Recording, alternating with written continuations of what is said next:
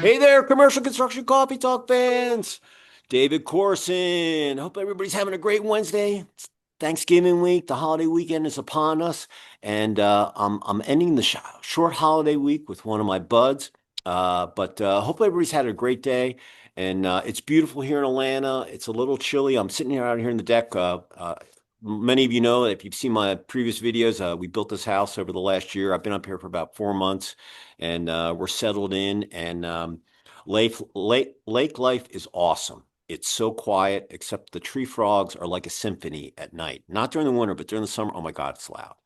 But it's beautiful here. It's probably in the upper 50s, low 60s. I'm kind of layered up here, but anyway, listen. It's Wednesday. It's time to give thanks and have a good weekend. And 1 month left, pretty much in this, and put a fork in 2025 and hello 2026. But I have a longtime client that I've known forever, and his name is Matt Bruggeman, and he's with Ritz Safety. Matt, say hello to our listeners out there on Commercial Construction Coffee Talk. How we doing, guys? Hey, and the reason why I had Matt on, he's in safety, job site safety. And, listen, we want everybody to be safe on the job, on the job site. So you can go home, have dinner with your family, your kids, and, watch some tube, grab some dinner, and get up and do it again the next day. So, with that, I thought it was apropos to right before we go to Thanksgiving. Safety is so important with anything, sports, job sites. It doesn't matter what you're doing. You want to be safe. So Matt's a safety expert, and we figured we would have him on. So Matt, the way we're going to do it, we're going to do it in three parts.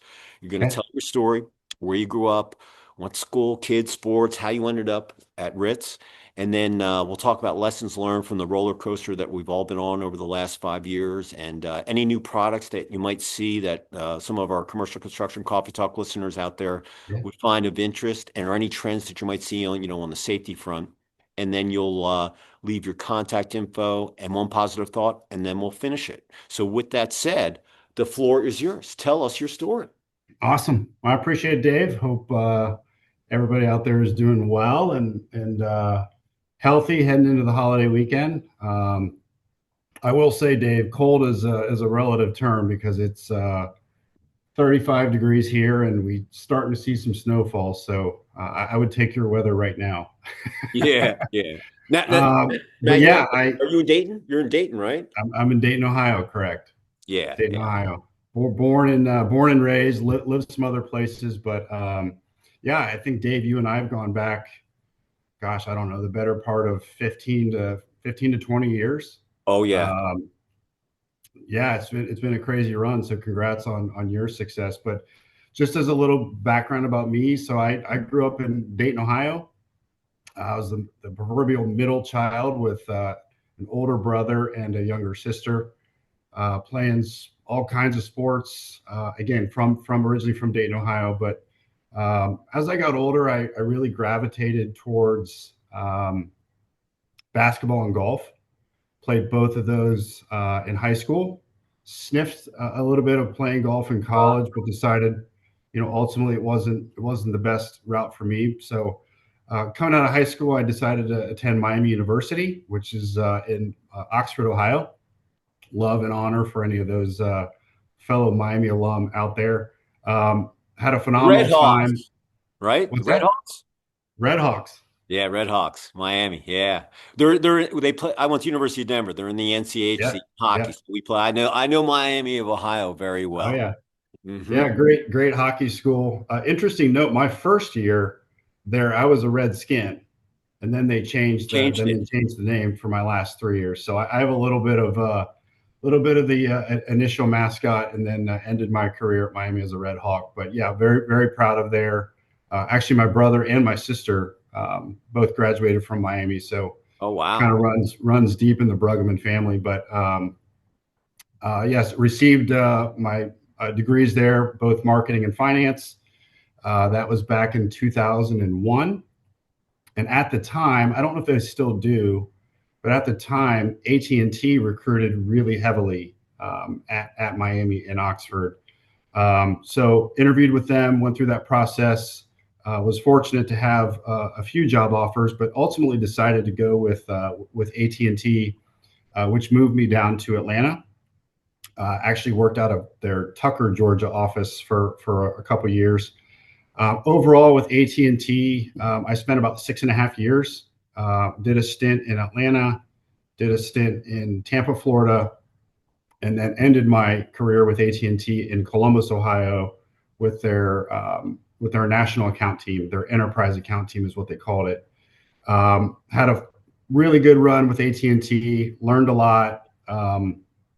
I still harken back one of the things that they did really, really well, and they did a lot of things really well, but they had an incredible emphasis on training. So I went through a lot of professional selling training, certainly a lot of product training, but that's still, kind of what I revert back to today, and taking some of those things and even applying it to my teams as far as the training aspect.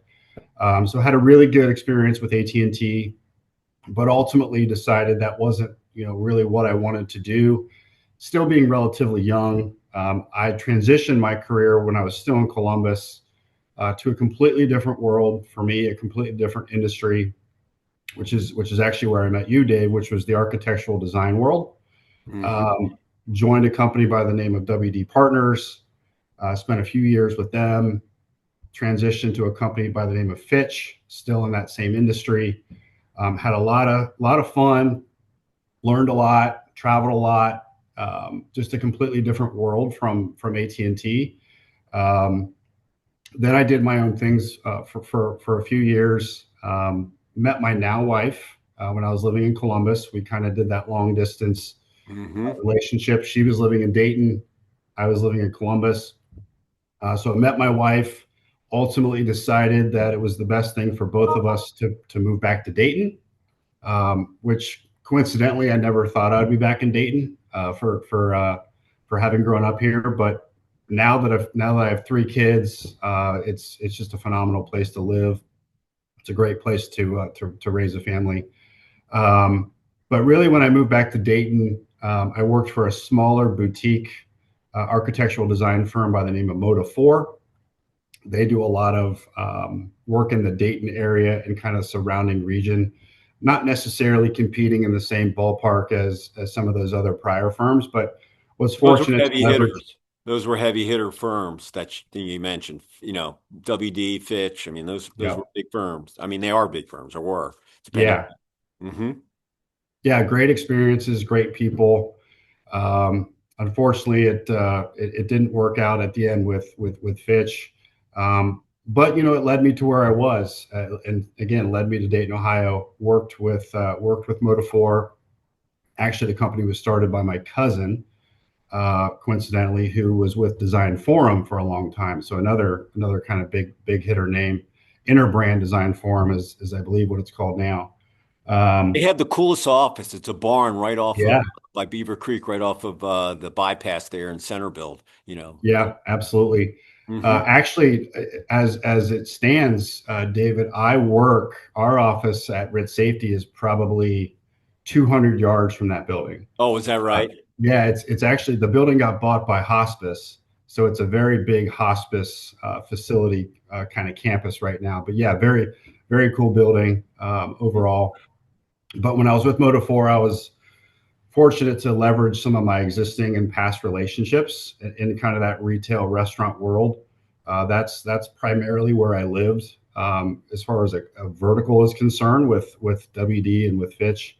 So I was able to leverage some of those relationships and kind of start working with some of those kind of similar industry players during my time with Moto4. But in my opinion, just kind of right place at the right time, if you will. Was not necessarily looking, but Ritz Safety came on my radar. Ritz Safety is a national distributor of all things safety. So when you think about personal protective equipment, you think about facility safety, we get into some industrial safety, we get into tooling a little bit, we get into janitorial. But was approached, really, we kind of met up with Ritz Safety back in 2018. Everything was, seemingly the stars aligned, if you will. Hmm. Joined up with the company in that same year in 2018. was brought on in a selling capacity to help kind of their national footprint grow. And since 2018, we've had a lot of growth, and I personally have worn quite a bit of hats. Had some success in the sales aspect, moved into marketing, oversaw our procurement team, then joined our leadership team and became president late in 2022. Um, so it's been a really incredible run. It's been crazy. When you add things like COVID in the mix, when you add in supply chain concerns, even this year with with the tariff environment, Hmm. being what it is, it's been a wild ride. Yeah, But it's not dull, not a dull no, day. no. But you know Yeah. what, David? I wouldn't have it any other way. Oh no. Better listen. Better to be busy than not, even if That's it's right. giving you a little strain or a headache. But I get it. And Yeah, so yeah, you knew my family. We had Weber Jewelers in Dayton. Forever. yeah, Yeah, that was my stepdad, and uh, my mom just sold her house. She was down in Springboro, yep, right below the airport, and she finally sold her house. And a lot of her, she's 86, and and my stepdad, like, when you get old, people pass, and she's like, yep. I don't have a lot of friends down in here, and so she went west. But Dayton was great, though. I mean, let me ask you a question. What was your favorite golf course that you hit balls on in Dayton? Uh, so I'll stay at my home course. I play at NCR Okay, Country okay, Club. So yeah. shout out to NCR, the South Course and both the North Course, which they're renovating right now. But Dayton's got a lot of great golf. Yeah. Really, the state of Ohio in general, I've come to learn has a lot of great golf. I was fortunate in high school to play kind of all around the region, Hmm. just with 4 years playing golf. But coming back here, it's in a lot of ways it's been surreal. Hmm. Coming back to Dayton, my kids go to the same grade school that I went to. Oh, wow. Is your teacher still there? No, the teachers aren't still there. My wife is now teaching there, which again kind of Oh, adds wow. to You the get to see him during the day, right? yeah. So, but it's crazy. The first time I went back for parent teacher conferences and walking through those same hallways, it's wild. They'll go to the same high school that I went to. So, like I said, Dayton's just a great, it's a great place to raise kids. I travel enough that I get to see, great parts of the world on a fairly routine basis. But really enjoyed my time here. But yeah, I know exactly where Weber was right there on Route 48. So yeah, good things to say. Good Well, things to say. when none of his, he had three kids. None of his kids wanted to go into the business. So I had sales experience, and I went and got GIA certified as a gemologist. And we had our one store down in the Kettering Tower Yeah, in the lobby forever. I mean, but a lot of my stepdad's clients, they were getting old and they were passing. And a yeah, lot of people were scared to go into Weber's because he used to carry Rolex and Mickey Moto pearls and Highline stuff, beam porcelain. And so when they built the Citizens building right across the street from the Kettering Tower, yeah, I actually built that store and was the PM on that. And after I finished it, I didn't like sitting behind the counter waiting for customers to come in. And it was kind of we made it more modern looking to get like a younger crowd to come in. yeah, And anyway, it was a good experience. And I just told him, I was like, I just I don't like sitting behind the counters and waiting. And so I did my sales thing, but I loved Dayton. They were members at Meadowbrook and then, yep, and yep, then, and then a Dayton Country Club. So, but yep. I hit balls everywhere when I was there, man. I was Oh hitting, yeah, and yeah, the good thing about Dayton is it's so cool. You got Cincy, you got Indianapolis, you got yep. Lexington, Louis. I mean, you're right in the middle. Tiny airport. Well, they've expanded it. Do a killer air show in the summer, Oh and yeah, yeah, but yeah, no, Dayton. It was. I had no problem. I lived in Cincinnati for a couple of years, and little by little, I made my way down to Atlanta, yeah, and this is where I've been, since. So I yeah. totally get where you're coming from. It. Well, and just having lived other places, I loved my time in Atlanta. Loved my time in Tampa. I had a lot of great experiences in Columbus. But coming back here is, I think that's even given me a greater sense of what this smaller community offers. And it's not small in the context of small town, three stoplight type place, but it's definitely smaller than the Cincinnati, Oh Columbus, yeah. indie markets. And you come to appreciate what that gives you from a cost of living standpoint, from an ease of getting around standpoint. No place is perfect, but proud to call it home. I was there when they shut down the GM plant in Moraine, I think it was. Yep. Way back when. Yep. I mean, it was a while ago, and so Hmm. I saw what it went through. But now with Beaver Creek and 675, it takes you over to 70 to get over to Columbus. That whole stretch is unbelievable. How much construction that they've done, and my mom, where she was in Springboro, all that was new, Oh and yeah. uh, Yeah. uh, it's kind of like a needle in a haystack. You would never expect that, and uh, very plush and green, and but hey, like I said, I know exactly where you're coming from. So, Absolutely. and we had a Absolutely. great relationship at Moda. Moda came to our show, and Yeah. all that stuff, and we're listening to the architectural design firm gig, and so yeah. But Yeah. No, it's it. I learned a lot in that industry. I it was just, it opened my eyes to a lot of things. Right. You go from AT&T, which is this behemoth firm, right? And it still is, right? It's this behemoth company, and then I migrate eventually to Motive 4. I was the fifth employee, right? So you just have this really broad spectrum of experiences, and you have this really broad appreciation of, you know, what a big company can offer and what a small company can offer. And I like to think that Ritz kind of sits in the middle, right? We're a 300 person company. We operate across two business units, and we're in 20 locations. So we span, kind of coast to coast, north to south. Um, really interesting business, in distribution in general, whether you're distributing safety products or plumbing equipment or electrical products, it doesn't matter. Distribution is kind of all the same, to a degree, or at least it has similarities. But going from AT&T and architectural design, which were really more service-based businesses, to something where there's literally widgets and products and inventory. It was a pretty big learning curve, but it's been fun, kind of understanding what makes the not only our business but the industry tick. And hmm then coming into safety, I don't think anybody grows up, necessarily wanting to sell safety supplies.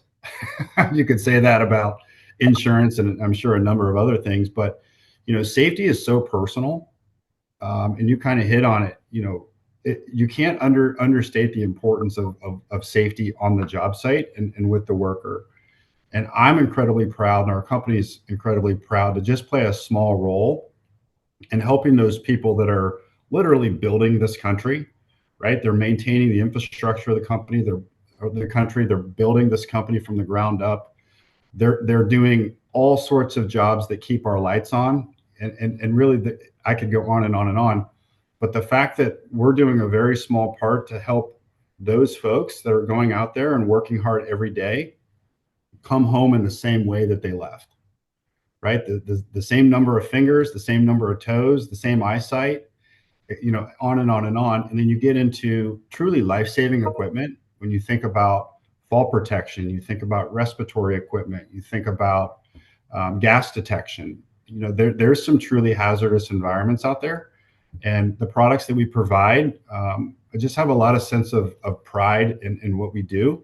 And there's other folks that do it, but it's just the industry and the safety world just kind of really becomes part of you, if that makes sense. Oh yeah. And I wouldn't want to do anything else at this point. It's so important to, um, everybody that's out there, and the workers that we support.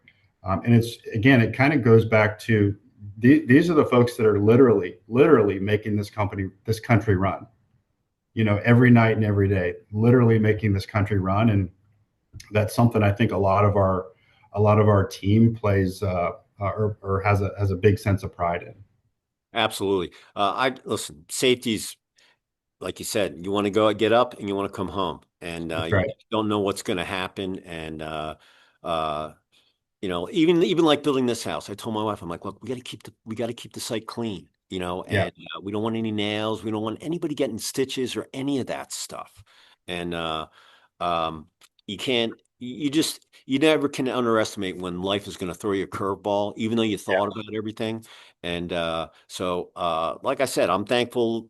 It's Thanksgiving. I'm grateful for where I'm that's right. sitting today, but I have my health, and it. Listen, I'm getting older. I just turned 62, so I still have a little hair left, and it's a little grayer probably.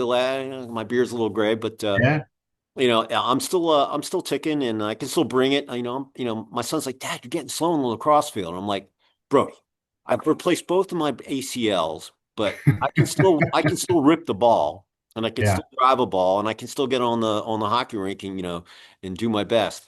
Here's a good story for you. One of my buds, he was a swimmer at LSU, and yeah, yeah, his son swims the 200 backstroke for Miami, and he just sent me a video last night of Jensen breaking his own record. I forget who they were swimming with, but anyway, it, it was really cool. So he helped me build the fence, and yeah, yeah, Maury's like, oh yeah, he's working out all summer. He can go out there in that heat and help you, do all those things. I was like, okay, man, he's never done construction, so we'll get him out there. But he just sent me the video of him. He's sitting on the thing and he's going, yeah, I just broke my thing. I think he beat his yeah. record by like a tenth of a second, but it was still great, But Well, so, I just I have three kids now. I don't think I mentioned that. I have 11, 9, and 6. Girl, boy, girl. And I'm very fortunate. I get to come to an office every day, and help lead a great company. But you think about those workers, those really admirable, brave men and women that go out there, and they're just doing their job, right? They're driving the garbage truck. They're working the construction site. They're you know if you've ever seen the movie Landman, they're in the oil and gas field working on oh rigs, man, right? that's our favorite. Those are the industries that I'm talking about here, whether it's energy or waste or construction or you name it, utilities. It goes on and on and on. But you know those folks have families too, right? And again, what we do helps just in a small way, but also in a big way, helps them protect what they're doing and protect their livelihood. So it's a pretty cool feeling, to be able to have an impact there. But our company is growing. We've done a lot of really good things. We've made 5 acquisitions since 2020, coming out of COVID. So there's been a lot of moving parts. We're looking at more acquisitions. That's a major piece of our growth strategy.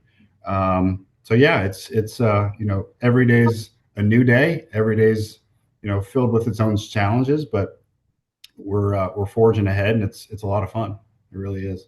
Oh, hey, listen, Landman's an unbelievable. Oh yeah, Uh, we're gonna watch. We just watched. We missed the ep. We're gonna watch. My son just came up. They're all both leaving to go back on Thursday morning and Turkey Day. But uh, yeah, we watched the whole series and listen, those guys that are the Roughnecks down there in West Texas, that's some tough, tough work. But here's a good story for safety. So we're in demolition recycling. My family is out of Philadelphia. And when you got your driver's license in Pennsylvania, you had to be 16. yeah, And as a grandson or a boy in the family, to drive to get your license, you had to go work in the scrapyard. And so every summer, I worked in the scrapyard, and we were doing this job on I-95 outside of Philly. So I'd get up at 4:30, quarter five in the morning, drive into Philly, and we were taking down these big tanks, and we had to get all of the asbestos off all the pipe so they could recycle it, and then they yeah. demolish the building. So anyway, I'm in my Tyvek suit. I've got my goggles on or whatever, and I'm waiting for the crew to come in to teach me what the heck I'm doing. Crew comes in, these guys, I've got my mask on and I'm just, and this guy comes in, he's got his he doesn't have his mask on. And I said, hey, aren't you going to wear your mask? And he's like, oh, I don't know. I don't need no stinking mask. And I thought he coughed his lung out. And I'm like, I'm keeping my mask on, you know? And Yeah, yeah, yeah. And but this is, and listen, it was during OSHA, but this is, I'm 62, do the math. I was 16, 17, for the summer. So back then, it wasn't as stringent as it is today. Yeah. And when I look back, because I had to take a shower every day to get all the lead off, if I Oh was, yeah. with the acetylene torch, doing scrap. And so I get the safety thing. And my grandfather, there was one time I was building these, I welded these train car spray paint booths, and we had to assemble them. Anyway, the owner of the company, uh, he was an alumni at University of Denver. So my grandfather came in with the owner, and my superintendent on the project. His name was Dominic, and Dominic comes over and he says, "David, Big Sid's here with the owner. You got to go up on the paint booth. You have to unhook the overhead crane to make sure that the booth will stand." I'm like, I am not going up there. It's 22 feet down on the onto the railroad tracks. He goes, "Well, don't you trust your welds?" I'm like, heck no. I just learned how to do it. He goes, "Look, you got to have dinner with your grandfather tonight. He's going to chew you out, man." And my grandfather was a lieutenant colonel in World War II underneath Patton. Oh boy. He rebuilt all of the bridges that got bombed, and he never drank. I mean, dude, Patton. It is what it is. Oh yeah. Yeah. He Yeah. was like a Patton Junior. Yeah. Rode horses, had the ivory pistol, and so anyway, I go up there. I unhooked the overhead crane. I didn't fall. So that night at dinner, we're sitting there, and he goes, "Hey, that's pretty ballsy of you to go up there." And I go, "Yeah." He goes, "Were you scared?" I said, "Yeah, I was scared. I was scared." And he goes, "Well, listen, I was very proud of you, man, because I don't know if I would have done that." And but I said, "Well, listen, I had no choice. I had to have dinner with you tonight and face you. If I didn't do it, what was I going to do?"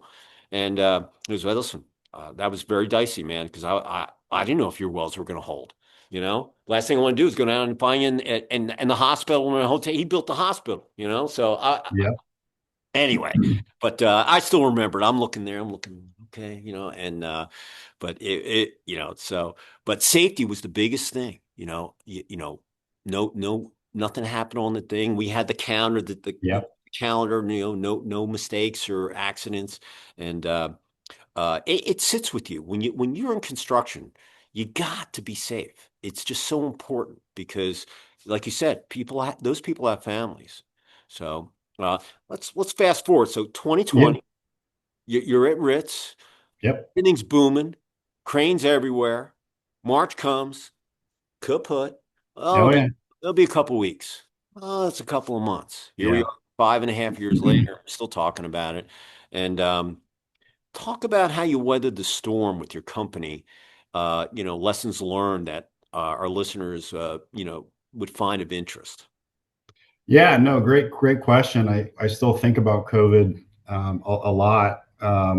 We have an annual meeting every year as a company, and the last couple of years we've had it down in South Florida, and we were a week and a half removed from coming back from that meeting, and everything started to shut down. Right, that first part of March, everything started to shut down, and there's a like many businesses, there's a degree of panic, there's a degree of uncertainty. The one big thing we had going for us, David, and you'll remember this, during COVID, PPE became a household term. Oh yeah, Right, PPE is our business. Right, historically industrial PPE is our business, so we had a lot of synergies with from a product standpoint, that not only were we able to continue protecting our customers, but we were able to continue protecting those businesses that we would never call on or talk to, or even consumers, right? We're not a very big B2C company.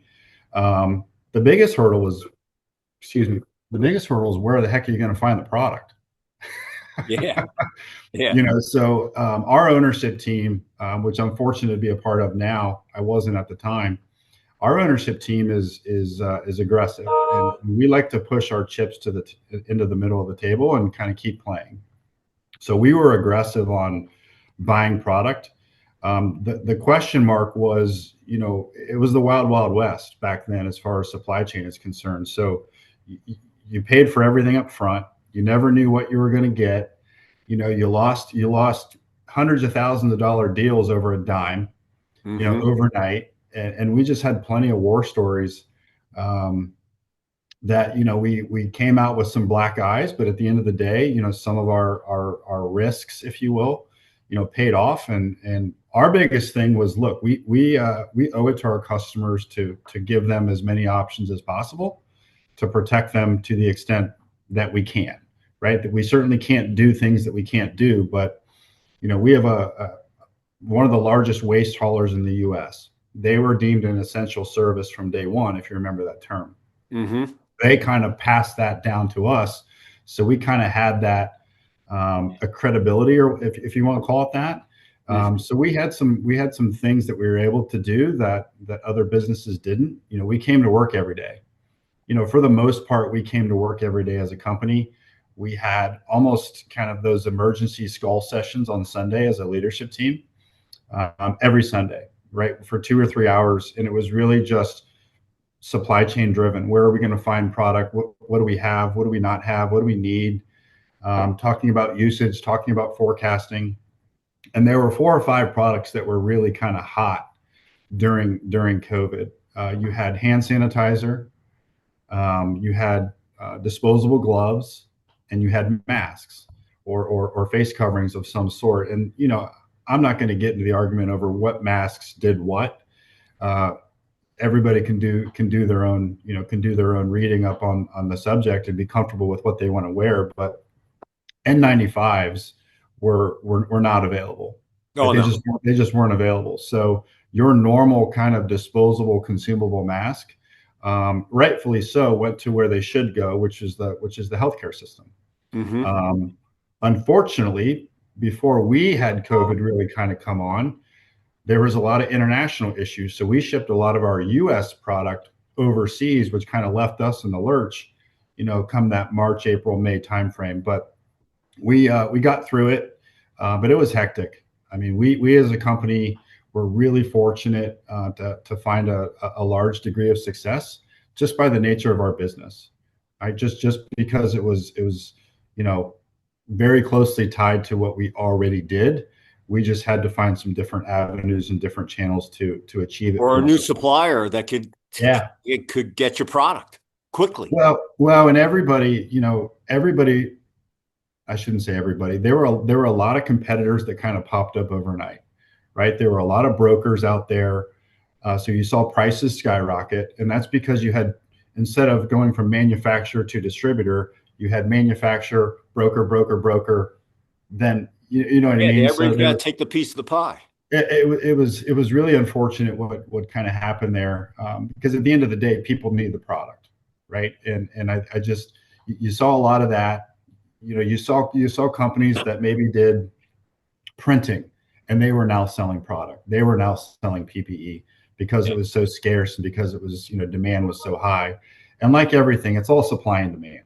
It's all supply and demand. As supply goes up, and demand goes up, so do prices, right? So from that standpoint, we weathered the storm, as I would say, as well as we could. We got left with product because we overbought, but again, we took risks that, I think you had 2 choices during COVID in our space. You could take risks and push chips to the middle, or you could wait it out. Yeah. And we are not the waited out folks. So we, again, we took our lumps, but overall it was a very successful time for us, such that within the next 2.5 years we made 5 acquisitions. Yeah. Right. So from that standpoint, we had a lot of success. I would never want to do it again. I mean, it was so stressful. It was just a hectic, hair on fire every day. It was an all hands on deck too, right? So I don't care what you did. If you were in our marketing department, you were doing other functions, right? You were doing product research, or you were doing account receivable calls, or you were doing just anything and everything we needed you to do. One of the coolest things that we as a company did, and I'm proud to say this, is we didn't let anybody go. Right? We didn't have to furlough anybody. We kept our employee base strong. We kept them working. So from that standpoint, that's something that as I look back 5 years ago, and it seems like it was 15, 20 years ago, but it was still only 5 years ago. Yeah. That's something I'm still really proud of. Yeah. Right. We took care of those folks that are helping take care of our customers, and that's a testament. People, I always tell people that when the shutdown happened, and that construction people, they just had to put their mask on, get on the germ tube, the plane, and Yep. go to the site. There were three projects going on where I used to live, and they were building a firehouse, an old folks home, and what was the other one? It was a restaurant or whatever. But I watched it all go up. But what was cool was I saw them. I kind of would drive by slow, and I would look at the construction site, and I could see they had the hand stations, and really depended on what state you were in, because some states were a little more like here in Georgia, we never really shut down, and so uh, it was kind of interesting. But the biggest thing that I think of all the people that I talked to, most owners of businesses, they found out that where the weak links were with their Yeah. with their staff, dead weight, but they also found out that there was more to. I always use The Shining as my example with Jack Nicholson. All work and no play makes Johnny a dull boy, and Yeah. that work-life balance. And it's good that you had people come in, into the office, and but for the people that worked out of their home, now they're trying to get their people, but they proved themselves that they're productive. So Yeah. what do you do? And plus, there's a lot of office space in there that needs to be reused into, maybe, multi-house, whatever that silver bullet is to fix that. And someone's going to come up with it. But I think a lot of business owners, they found a lot about their business Yeah. themselves. I mean, I myself, I was freaking out because I had my 10th anniversary summit in Jacksonville. I had my event in January, most people I'd ever had. Uh, and I was where I was in Milwaukee looking at hotels for my summer retreats, and I think one of the Hollywood actors got the bug. I was flying up to Columbus that weekend, second weekend in March, to watch University of Denver play the Buckeyes in the Horseshoe, and Yep. then my parents are going to meet me, drive over from Dayton, and they canceled everything got canceled. March Madness got canceled, all the games, and so uh, but it really depended on where you were. If you were doing a federal highway project, you were probably okay. Uh, Yeah. but if you were doing let's say a bathroom remodel or electrical work where you're close, it was a bummer. And so a lot of people, and so many of the fixture companies that I knew, they all got into PPE. I Oh mean, yeah. I knew this one guy. He was doing masks. He was doing this. He was doing plexiglass shields. He went to Home Depot or Lowe's. They had those shields on there. Everybody had to build those things. Yeah. Yeah. And if you were a craft brew, no one could go in your restaurant, so they got into the hand sanitizer Hmm. gig, and it was so cool to see how people dealt with something that they never thought that they were ever going to deal with. Yeah. And so, I mean, even myself, I didn't even know what I was going to do. I had events. I was doing cocktail parties once a month. Those were gone, and I went digital. My editor and my artist came to me and they said, "Let's go digital. We have a ton of content," and it was very. I've been a you know print face to face guy forever, and Yeah. it was very. And look, I was a print guy. It was scary to think if Oh anybody. yeah. Yeah. But here's the thing: just like yourself, I made the transition. I'm going to have about 70 million plus people who will hit my website this year I for love that. reading content. And I average about 600,000 unique users. Those are people that come back more than once. And average is about 7 or 8 times a month consuming content. Never in my wildest dreams to think that I would be a digital content creator. But that's what I've become. Yeah. And Yeah. I don't miss the post office. I don't miss the printer. Uh, and I'm a different, like I said, I'm blown away. In fact, I'm going to be thankful right now. I'm going to say this to everybody out there. Everybody that found our website over the last 5 years, I am so grateful to you, right here from the heart, that you found me. I'm in a niche industry, and there's great people in there. But it's amazing, when you're on the web, you're a global company. It doesn't matter where you are, and if they can find you, it was very scary. I mean, it really was. We went digital May of 2021. Yeah. Last issue was August of 20, no, August, May of 2020, we went digital. And then I did a small press run for people that are on the cover, maybe 150 copies I printed, but we were pretty much digital. And then we went fully digital in August of 2021. Yeah. And I haven't looked back since. And Yeah. it, uh, it really was, you know, you had to be positive.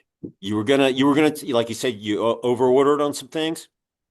Listen, that happened to everybody. Oh yeah. Well, I mean, it's just you win and with you learn. anything. Yeah, with anything like that. I mean, I always say, and I said it just as recently as April with the tariff uncertainties. All I want to know as a business owner and a business leader is what are the rules, right? And I can learn to navigate if I know what the landscape is. But when you don't know what the landscape is, you don't know what the rules are, and there's just widespread uncertainty. It's just difficult, right? It's difficult to manage people. It's difficult to manage expectations. Everything's kind of as I like to say, you're throwing a dart in the dark, right? It's scary. It can be Yeah. scary, but it's also, and I agree with you, it's a time to learn about the resiliency of your business and the resiliency of your people, and you kind of lean on each other, right? We're all in this together, and we got through it, and I think we got better because of it. But back to your business specifically, I'll just say this: since I've met you, and there's a reason your business has grown, and there's a reason your readership has grown. Is your enthusiasm for what you do is palpable, right? And people gravitate towards that. Whether it's your business or anybody's business, people gravitate towards folks that are enthusiastic and genuine about what they do and how they do it and how they operate. And that's one of the reasons that we've kept in touch all these years. Mhm. I'm not your core anymore, right? I'm Yeah. not your core reader, but I've always liked Dave Corson because of who he is and kind of what he's brought to the table. So I just wanted to say that you should be commended for all the work that you've done. I appreciate that. Hey, listen, I paid Matt $100 to say all that about That's me, but right. Merry Christmas to me. But oh no, listen, I am honored that you just said that. I'm just a little publisher down here hanging out, and I tell people when the day that you stop learning is the day you should go do something else. And if you're not having fun at what you're doing, you're wasting Yeah. your time. And I'll tell you, I didn't wear a mask when I was down here, and but when I went up to Dayton for my sister's 60th birthday, and I went up with my son and loved to ride up 75 through Tennessee and the mountains. I mean, oh, talk about construction, all the granite that they had to cut the Oh seven yeah. through. I mean, it is unbelievable what they Yeah. did. And so when I get up into Dayton, and we were, they didn't make them mandatory down here. So I stopped at Kentucky to refill, and I had to go into the gas station. They made me wear a mask. And then when I stayed down in Springboro, I stayed at the hotel, and they had a self check-in. They had the Mhm. plexiglass shield, and they just built this new Hyatt. You know where Springboro, everything's new.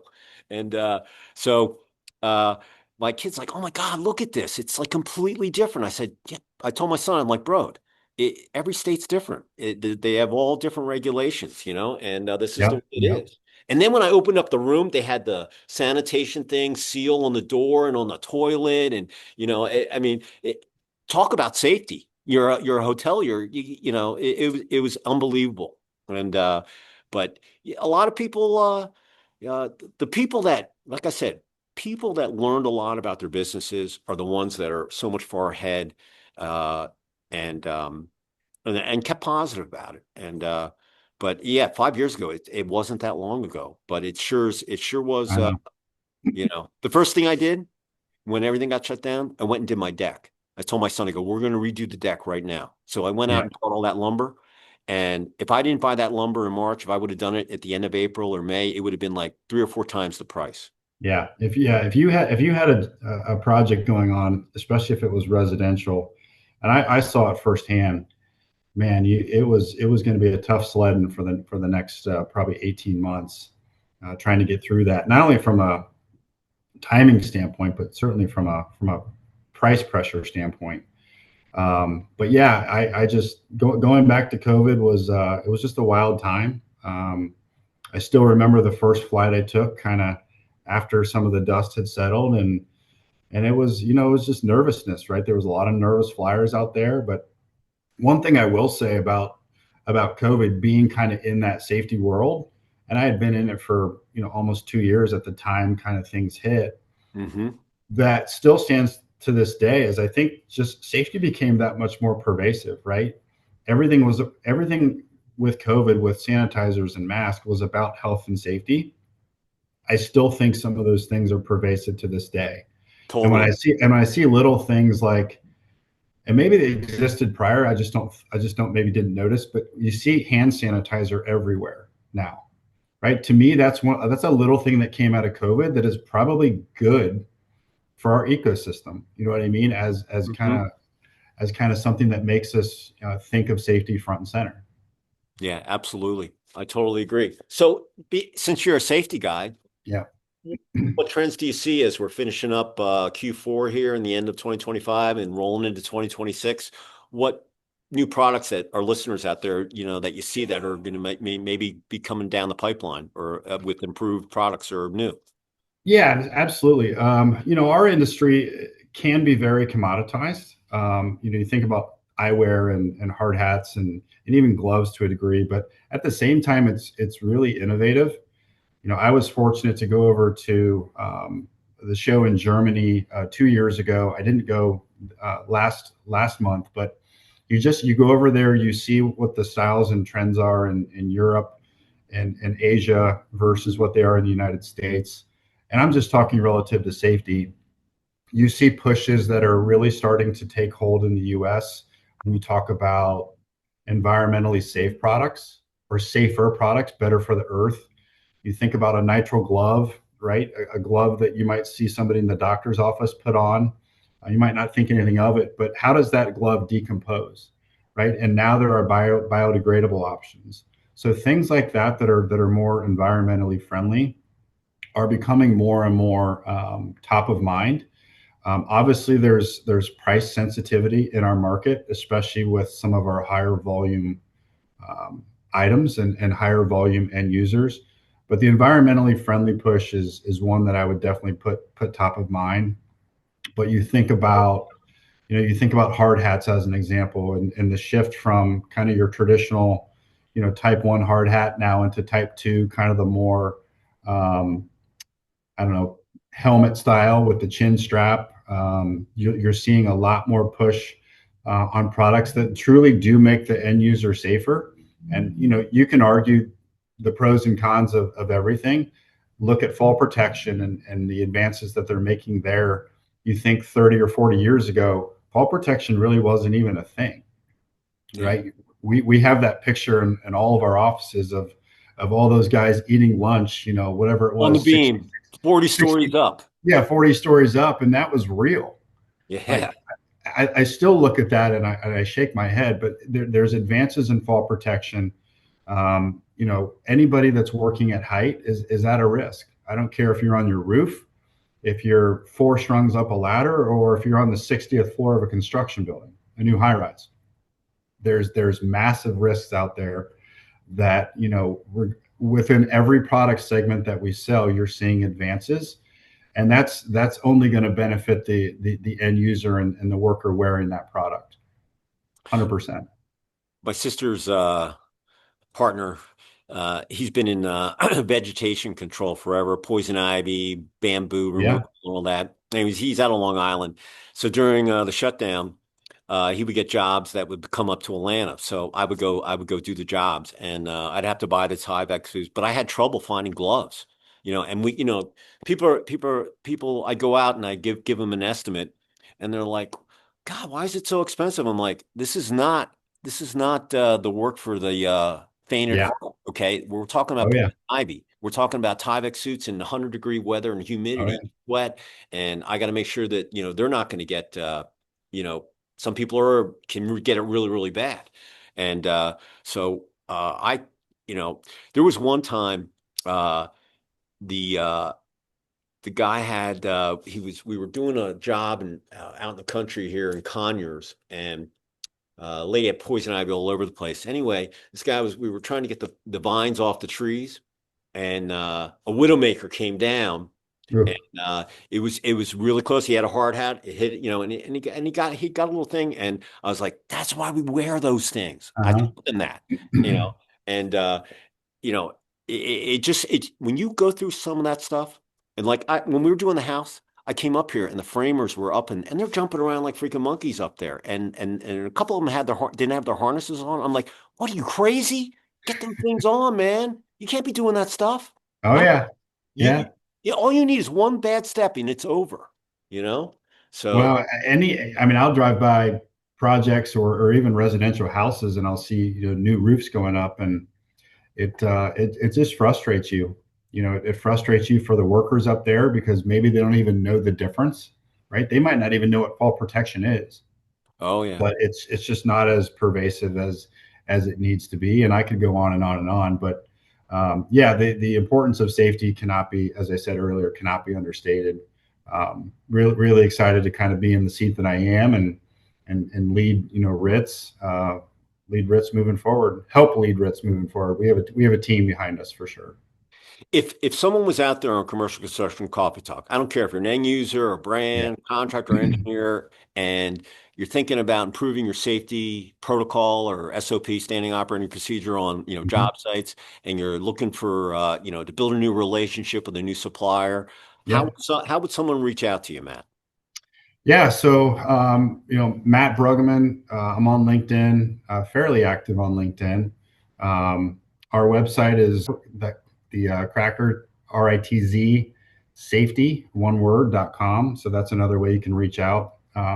Happy to entertain that conversation. I'm a big proponent of, if it's not broken, I'm not here to fix it. Hmm.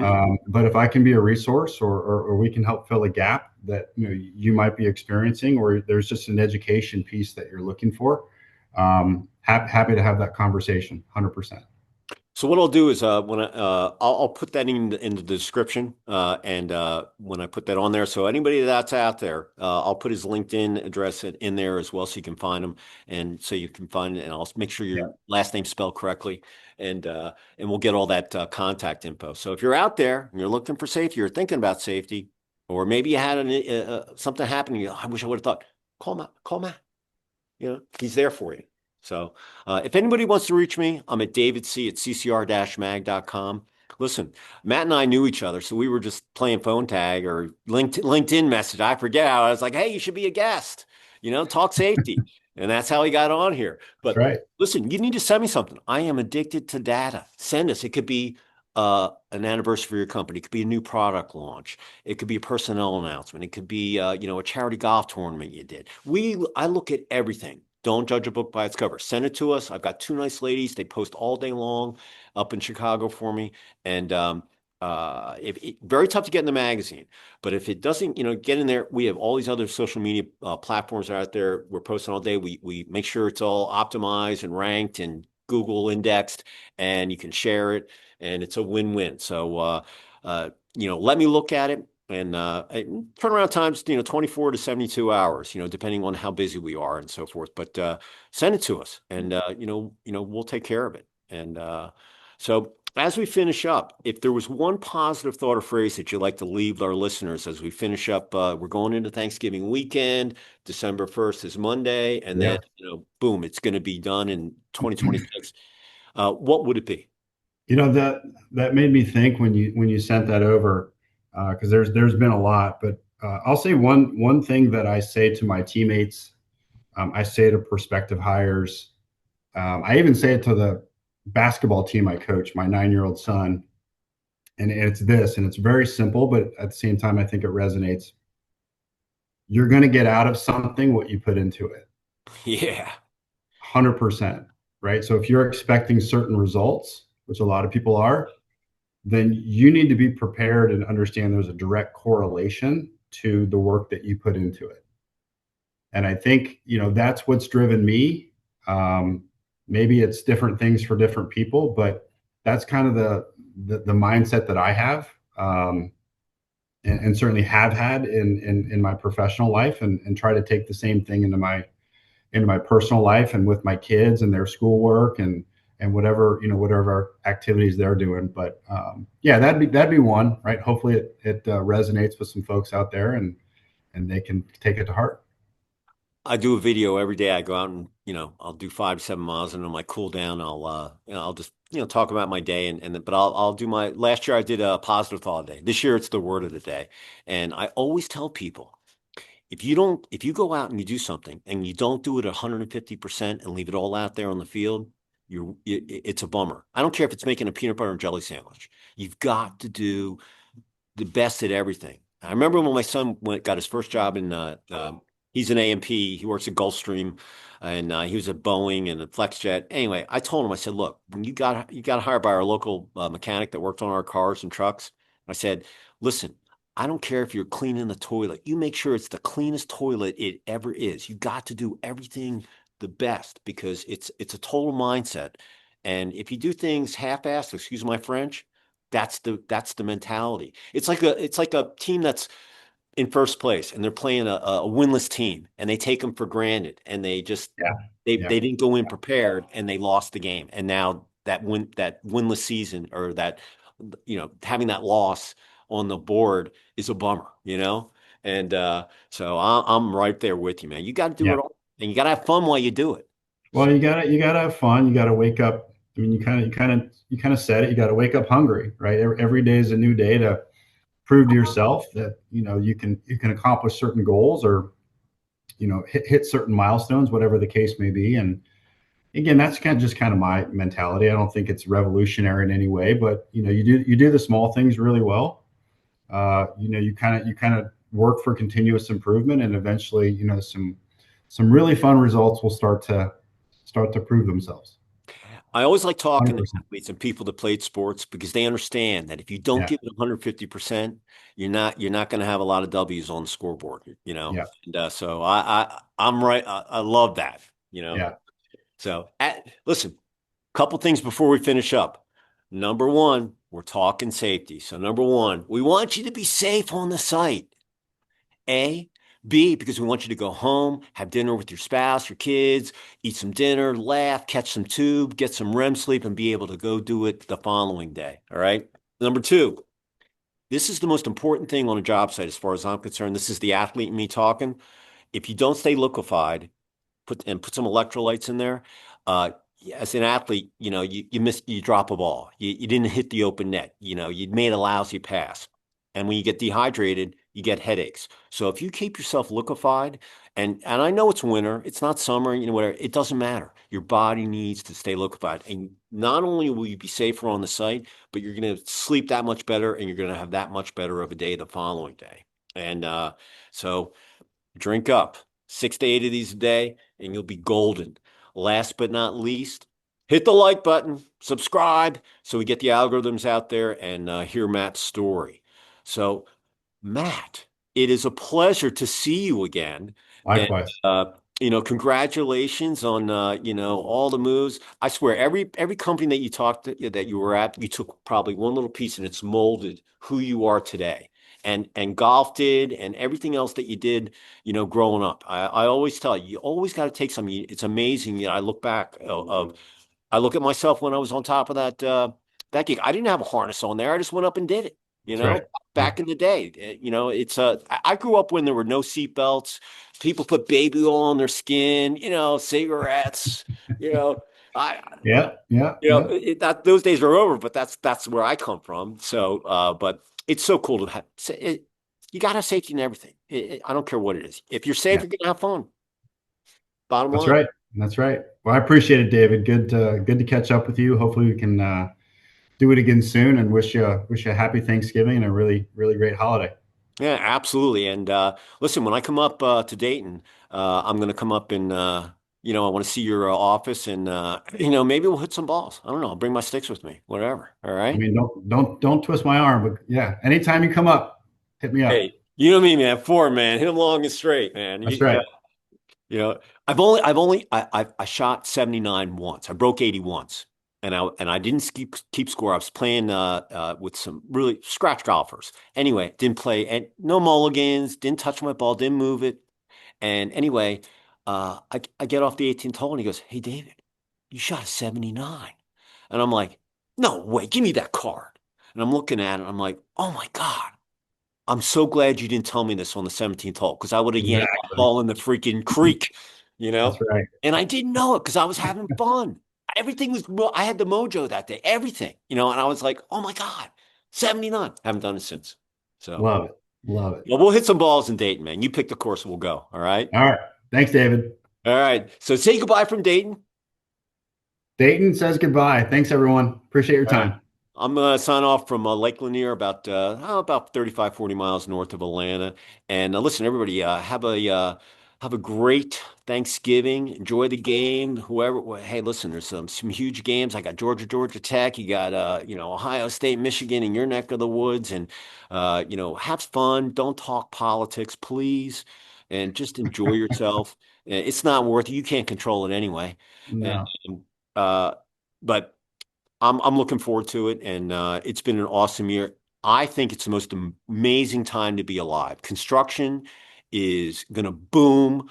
We're waiting for some interest rates to go down, but other than that, it is just an amazing time to be alive. AI, technology, all this stuff. And I know with the AI thing, it's got the good and the bad, but it is an amazing time. There's so much going on, and so much to look forward to. And I am thoroughly grateful to be breathing here and having this conversation with Mr. Bruggeman up in Dayton. So, with that, we will see you next time on another episode of Commercial Construction Coffee Talk. Matt, awesome. I thoroughly appreciate it. I'm honored to have you on here. All right. thank you, sir. Appreciate it.